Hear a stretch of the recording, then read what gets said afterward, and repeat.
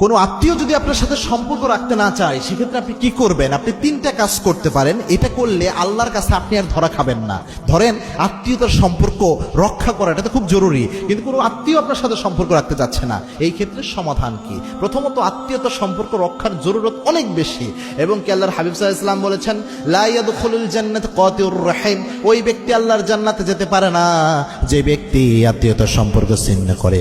আবার আল্লাহর হাবিব সাল্লাল্লাহু আলাইহি ওয়াসাল্লাম বলেছেন, যেই ব্যক্তি তার রিজিকে বরকত আনতে চায়, হায়াত বৃদ্ধি করতে চায়, সে যেন আত্মীয়তার সম্পর্ককে জোড়া লাগায়, আত্মীয়তার সম্পর্ক যেন ওই ব্যক্তি জোড়া লাগায়। এই জন্য আত্মীয়তার সম্পর্ক অনেক গুরুত্বপূর্ণ ইসলামে। এই জন্য প্রথম আত্মীয়তার সম্পর্ক যদি কেউ রাখতে না চায়, আপনি যেটা করবেন, আপনি নিজে থেকে সম্পর্ক রাখার জন্য সর্বোচ্চ চেষ্টা করবেন। এটা হচ্ছে প্রথম আপনার জন্য ইনস্ট্রাকশন, এটা আপনি সর্বোচ্চ চেষ্টা করবেন।